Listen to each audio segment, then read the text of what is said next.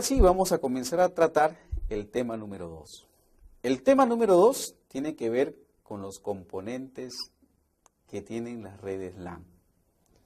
Es decir, nos vamos a olvidar de todas las demás redes, que eso más bien corresponde más a una especialidad de telecomunicaciones, y nos vamos a concentrar un poco más en lo que el perfil de la carrera profesional de Ingeniería de Sistemas requiere, que viene a ser la red LAN, la red interna dentro de una empresa. Uno de los elementos que no puede faltar para que una red sea atractiva para una empresa, para un negocio, para una persona, es un componente llamado servidor. El componente llamado servidor es una computadora que puede tener o no una característica de hardware especial. Por ejemplo, los servidores que tienen una característica de hardware especial tienen una caja, o también llamado case, que puede tener distintos tamaños. Y de acuerdo al tamaño que tenga esta caja, el servidor recibirá un nombre. Por ejemplo, si el servidor tiene una caja pequeña y puede instalarse en un lugar de la red que se denomina rack, entonces se dirá que es un servidor rackeable. Si el servidor tiene un case full tower, es decir, un case muy grande que puede incluso alcanzar el 1,80 m de altura, entonces se dice que el servidor es un MyFriend, es decir, es un servidor de alta gama, es un servidor de mucha potencia. Este servidor es una computadora que, dependiendo o no de las características especiales de hardware que tiene,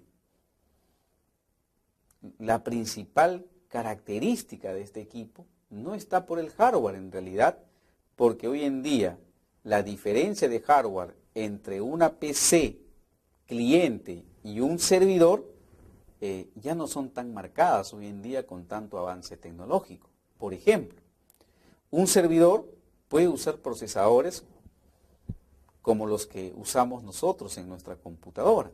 Por ejemplo, puede usar procesadores Core i3, Core i5 o Core i7. Por ejemplo, mi servidor podría usar mi memoria RAM de tecnología DDR1, DDR2 o DDR3, como lo hace posiblemente mi computadora. O mi servidor podría utilizar, por ejemplo, discos duros de tecnología IDE o de tecnología SATA, tan igual como lo puede usar mi computadora. Significa entonces que a nivel de hardware es muy difícil establecer la diferencia entre un servidor y un cliente. Pero ¿dónde sí radica la principal diferencia? ¿Dónde sí debemos enfocarnos para establecer cuál es la diferencia entre una PC llamada servidor y una PC llamada cliente? Lo veremos en el siguiente punto cuando toquemos el sistema operativo. Es ahí donde radica la principal diferencia entre un equipo cliente y un equipo servidor, como veremos más adelante.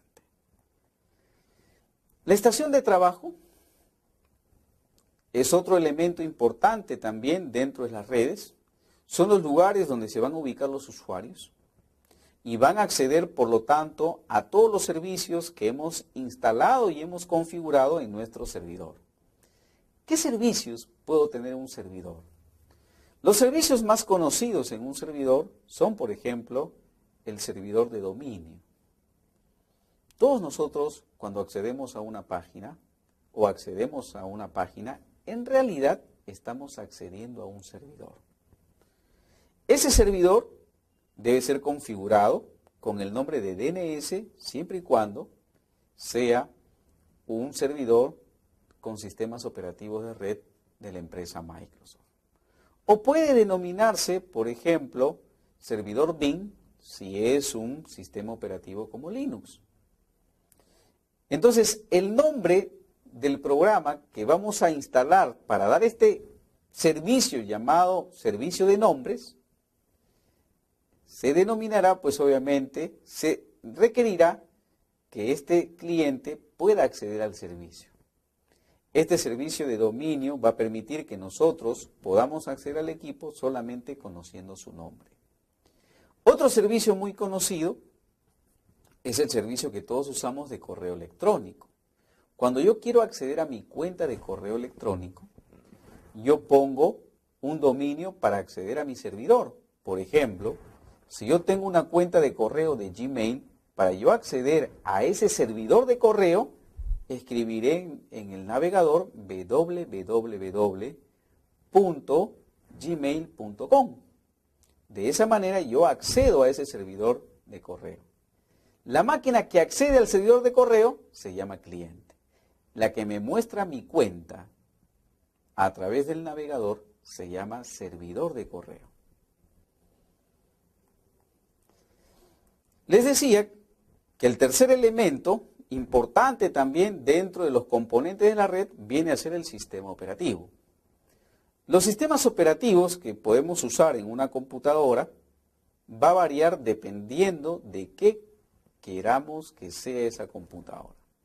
Si la computadora queremos que sea un servidor, le tendremos que poner el sistema operativo adecuado. Por ejemplo, si yo deseo tener un servidor y escojo un producto de Microsoft, entonces usaré un programa o un sistema operativo denominado Windows Server. En este momento Microsoft tiene en el mercado el Windows Server 2003, tiene el Windows Server 2008 y está lanzando la versión de prueba del Windows Server 2012. Pero yo también podría optar, si no quiero usar los sistemas operativos de Microsoft, podría optar yo también por los sistemas operativos Linux. En los sistemas operativos Linux tengo también varias opciones para escoger, pero ya no se denominan, como el caso de Microsoft, estableciendo un nombre a un producto, sino se denominan de acuerdo a la distribución de Linux que yo quiero usar. Dentro de los más utilizados tenemos al Red Hat, que es una distribución de Linux, tenemos al Fedora, que es otra distribución de Linux, y tenemos al CentOS, que es una de las distribuciones que particularmente a mí me agradan más. Pero si mi PC va a ser cliente, ya no usaré ningún sistema operativo server, sino usaré un sistema operativo cliente. Los sistemas operativos clientes de Microsoft se denominan Windows XP, Windows Vista, Windows 7 y acaba de lanzarse la versión beta de Windows 8 y este sistema operativo van a ser utilizados en las computadoras clientes. Ahora surge la gran pregunta. ¿Qué diferencia hay entre un sistema operativo cliente y un sistema operativo servidor? Básicamente la diferencia que yo considero más importantes se radican en 3 puntos. Primero, el sistema operativo server es multiusuario. ¿Qué significa? Significa, por ejemplo, que yo podría atender con mi servidor a varios usuarios iniciando su sesión en el mismo instante de tiempo. Eso significa que yo podría atender a N usuarios al mismo tiempo.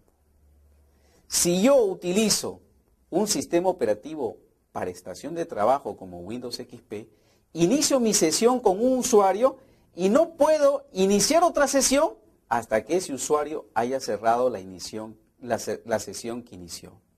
Porque es un sistema operativo monousuario. Solamente atiende un usuario a la vez. Otra característica importante de un sistema operativo de red es que es distribuido. ¿Qué significa distribuido? Distribuido significa que yo puedo controlar recursos de mi red ubicados en mi equipo servidor, en otros servidores o en otros equipos, sin importar si mi red es una red LAN, una red WAN o una red MAN. No interesa la ubicación geográfica. Solamente yo puedo acceder a la información en cualquier lugar que yo me encuentre. Jóvenes, todos nosotros accedemos a servidores que no necesariamente se encuentran en el Perú. ¿Quién no ha utilizado los servicios de Google para buscar información en la red.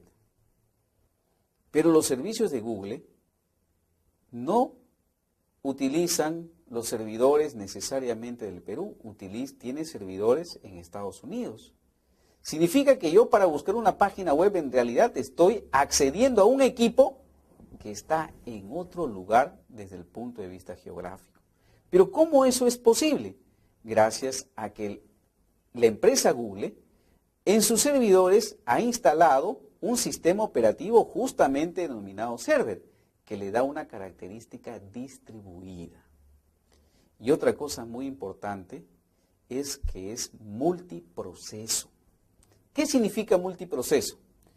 Que yo como servidor puedo atender varios servicios, si es que yo lo deseo, al mismo tiempo. Ejemplo, si a mi servidor yo le instalé y le configuré el servicio de dominio, le instalé y le configuré un servicio de DHCP, puede atender los dos servicios simultáneamente, sin que uno afecte al otro. Eso significa multiproceso, lo que no sucede en un sistema operativo como Windows XP, Windows 7 o Windows 8, que es un sistema operativo para computadoras clientes. Otro de los componentes importantes que no puede faltar en una red se encuentra en la computadora. Todos nosotros hemos necesitado alguna vez una tarjeta de red. Esta tarjeta de red va a permitir que nosotros los usuarios que usamos una aplicación de red para comunicarnos con otra persona en otro lugar, pueda acceder a los medios físicos, para que de esta manera la información pueda viajar del transmisor hacia el receptor de la información. Estas tarjetas de red, hoy en día, tienen cosas importantes que rescatar. Por ejemplo, va a depender el costo del tipo de medio de enlace que voy a utilizar. Y básicamente tenemos, de acuerdo a esta característica, tres tipos de tarjetas. Las tarjetas denominadas inalámbricas, cuya tecnología predominante es la denominada Wi-Fi, que es una tecnología que incluso, podemos decirlo, es el estándar de las comunicaciones inalámbricas en las tarjetas, y por ende a esta tarjeta también se le conoce con el nombre de tarjeta Wi-Fi, pero en realidad deberíamos denominarle tarjeta de red inalámbrica. Otra de las tarjetas que no podemos dejar de mencionar son las que utilizan los cables UTP para las redes. Y estas tarjetas nosotros simplemente le denominamos tarjetas de red. Pero hay una tarjeta que se usa básicamente en los servidores con una gran demanda de servicios o con un gran volumen de tráfico, que es la tarjeta de red para fibra óptica. Significa entonces que ese es un criterio de acuerdo al medio de enlace que se utiliza para que nosotros podamos diferenciar el tipo de red que vamos a conectar a nuestro servidor o a nuestra estación de trabajo. Pero adicionalmente hay otra característica que tengo que tener en cuenta hoy en día en una tarjeta de red. La tarjeta de red puede utilizar un conector denominado PCI o puede utilizar un conector denominado PCI Express. ¿Qué diferencia hay entre uno y otro? Las tecnologías PCI son tecnologías que a duras penas pueden llegar a alcanzar 266 MHz de velocidad, mientras que los PCI Express pueden llegar a alcanzar 1000 MHz de velocidad o incluso más. Entonces, significa entonces que si yo voy a elegir el conector de mi computadora, tengo que fijarme si la computadora que estoy utilizando tiene un conector PCI o tiene un conector PCI Express. Si mi computadora no tiene conectores PCI Express, me tendré que conformar con el conector más estándar en cualquier computadora, que es el conector PCI, que es un conector que data de la década de los 90.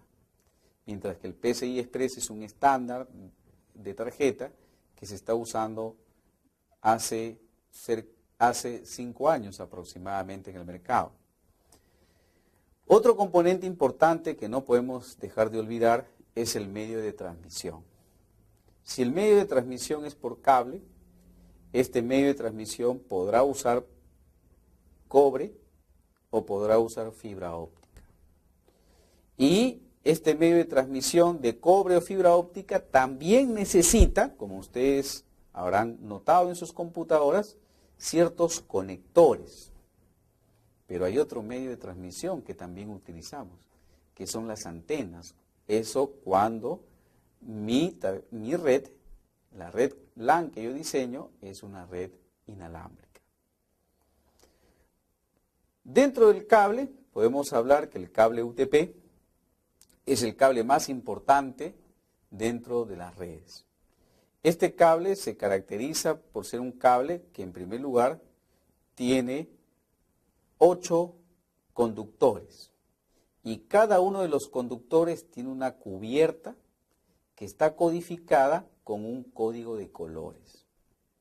Esto lo establece el organismo de normalización ANSI, el TIA y el EIA. El ANSI viene a ser el Instituto Nacional Americano de Estandarización. El TIA viene a ser la Asociación de Industriales de las Telecomunicaciones. El EIA viene a ser la Asociación de Industriales Electrónicos. Estas 3 instituciones han trabajado en el cable y han buscado la forma de obtener del cable el máximo desempeño. Y luego de ese estudio, de ese análisis que se ha hecho, estas 3 instituciones han generado normas técnicas. Y en esas normas técnicas tenemos la manera como debemos configurar nuestro cable para que este cable tenga el máximo desempeño posible. Una de las cosas que debemos saber es que esta norma ha sido dada en abril del 2003. Y tenemos una actualización que ha sido dada el 2006 para los cables de categoría 6, como vamos a ir tratando en este momento. El cable UTP además se caracteriza porque los cables o los filamentos van en pares y estos pares van formando trenzas. Por eso viene el nombre de par trenzado no apantallado, que son las traducciones de las iniciales UTP del inglés. Otra de las cosas que debo saber es que tenemos el código de color. El par número 1 es el que inicia con blanco-azul y el azul. El par número 2 es el que inicia con blanco-verde-verde. El par número 3 será el blanco-naranja-naranja. Y el par número 4 será el blanco, marrón y marrón. ¿Qué podemos decir de estos cables? Que el par 2 y el par 3, es decir, el blanco naranja con el naranja y el blanco verde con el verde, son los cables que se usan para la transmisión o recepción de los datos. Y esto va a permitir que nuestro cable pueda poder enviar y recibir información al mismo tiempo. Esta configuración lo vamos a mencionar más adelante, pero antes de mencionar la configuración debemos saber una característica importante de los cables. Los organismos mencionados han clasificado los cables y los han puesto en lo que ellos han denominado las categorías. Las categorías definen 2 cosas: el uso más adecuado de los cables, las velocidades de transmisión y el ancho de banda que estos cables poseen. Por ejemplo, el cable categoría 1, que es el cable más antiguo que se utiliza, fue utilizado básicamente como un cable para conexiones telefónicas. Es el cable que seguramente usted debe haber visto cuando le han puesto un teléfono fijo en su casa o en su empresa o en su negocio. Este cable categoría 1 tiene una velocidad máxima de 4 megabits por segundo y tiene un ancho de banda de hasta 1 megahertz. Luego de este cable se lanza el cable categoría 2. Este cable comienza a tener el estándar de 4 pares o 8 hilos. Al igual que el caso anterior, la velocidad máxima de este cable fue también de 4 megabits por segundo. ¿Qué lo diferenció del cable anterior? Lo diferenció también su ancho de banda, que esta vez sube a 10 megahertz.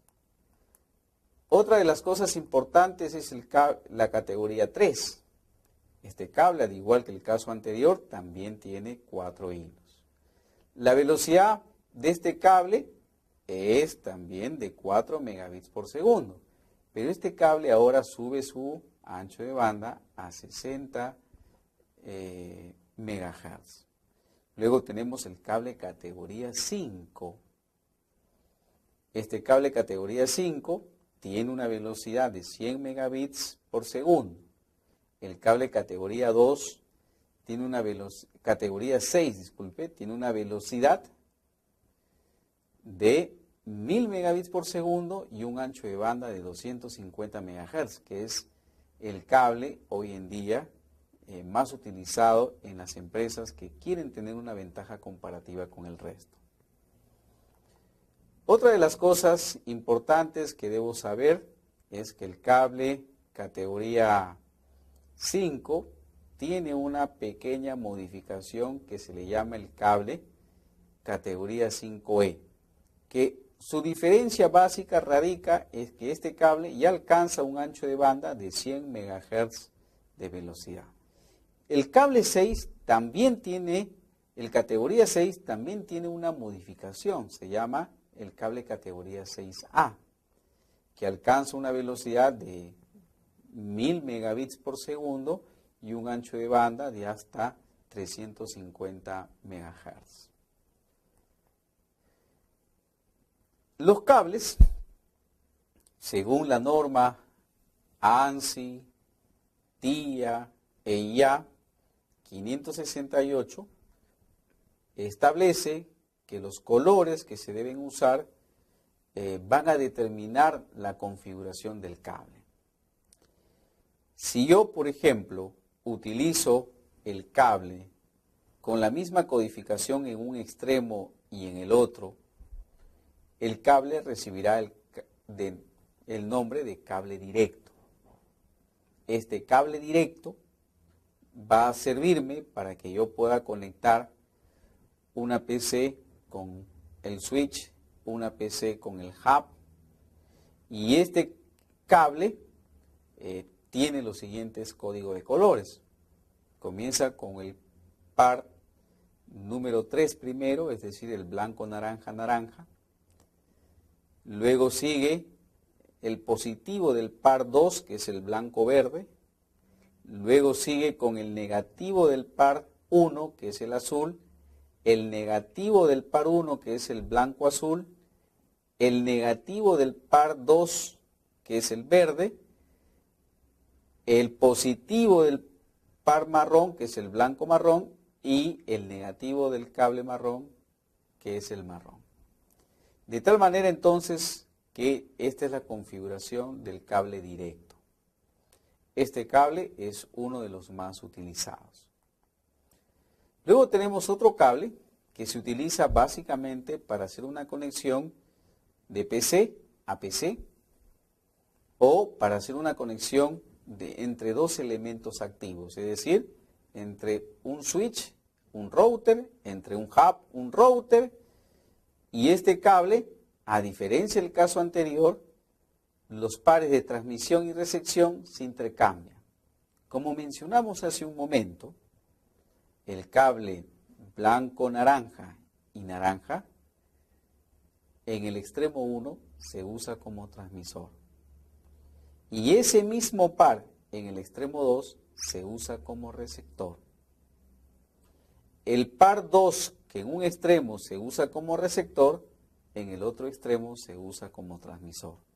Por ese motivo, justamente, el cable que estamos generando o que estamos configurando se denomina cable cruzado.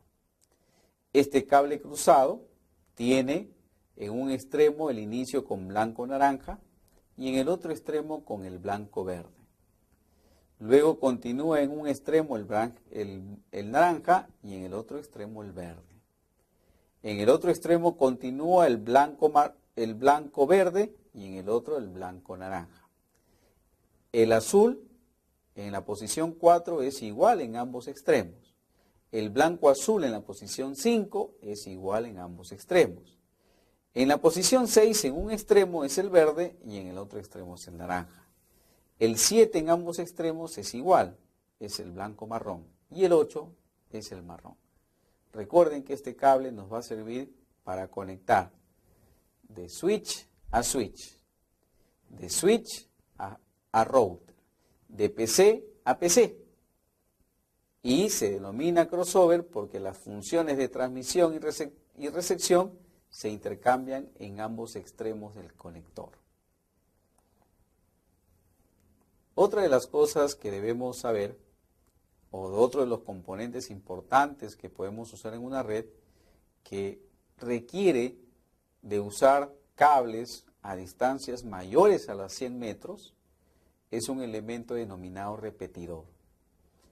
Este elemento denominado repetidor, según la norma ANSI, TIA e IA 568, establece que un cable UTP no puede tener una distancia mayor a 100 metros. Pero ¿qué pasa o qué pasaría si yo necesito extender otros 100 metros más de distancia? Tengo dos alternativas. O utilizo un cable distinto, como la fibra óptica, o utilizo un repetidor si quiero mantener el cable UTP. ¿Qué cosa es el repetidor? La señal que a los 100 metros se va degradando y se va perdiendo, la procesa nuevamente y en el extremo que ya está decayendo la señal, la transmite al mismo nivel que salió en la PC origen. De tal manera entonces que nos va a permitir incrementar la velocidad. Según lo establecido por las normas, no es recomendable usar más de 5 repetidores, lo que significa que nuestra distancia máxima con los 5 repetidores podría ser, pues obviamente, 500 metros aproximadamente. Otro elemento que usamos con mucha frecuencia dentro de las redes es un componente hub, denominado hub, o también llamado concentrador. Muchos consideran que este hub ya es un dispositivo obsoleto, pero sin embargo, en redes de telefonía IP o de voz sobre IP, todavía sigue siendo un dispositivo muy preferido. ¿Por qué? Porque este dispositivo recibe la señal de un puerto e instantáneamente, sin perder tiempo, la retransmite a todos los puertos que el dispositivo posee. Casi cumple una función similar que un repetidor, pero la diferencia entre un repetidor y un hub es que el repetidor solamente tiene un solo puerto, es decir, solamente sirve para un solo cable, mientras que un hub puede ser utilizado en múltiples puertos. Esto significa que el hub es un repetidor multipuerto. Esa es básicamente la característica del hub. Otro elemento más moderno, preferido por los diseñadores de las redes, es el switch. El switch, a diferencia del hub y a diferencia del repetidor, ya no es un componente que simplemente recibe la información, regenera la información y la vuelve a enviar. Ya no hace esa función. El switch recibe la información, define por qué puerto está viniendo y define a qué puerto va, basándose en dos criterios. Primero, direcciones físicas de cada componente. Segundo criterio, direcciones IP de cada componente. Cada vez que un equipo lo prendemos, manda al switch una señal broadcast que le dice cuál es su IP y cuál es su MAC. Y esa señal se guarda en una memoria que tiene el switch que se llama el MAC address. Esta información hace que, por ejemplo, si otra persona está repitiendo el mismo IP en otra PC de la misma red, en esa PC que está iniciando sesión, aparece un mensaje de duplicidad de IP. Podemos decirlo de alguna otra manera, que el switch es un dispositivo mucho más eficiente, que evita también, al momento de saber de dónde viene la información y hacia dónde va, evita un congestionamiento de información en las redes. Por eso que es el preferido en el diseño de redes LAN.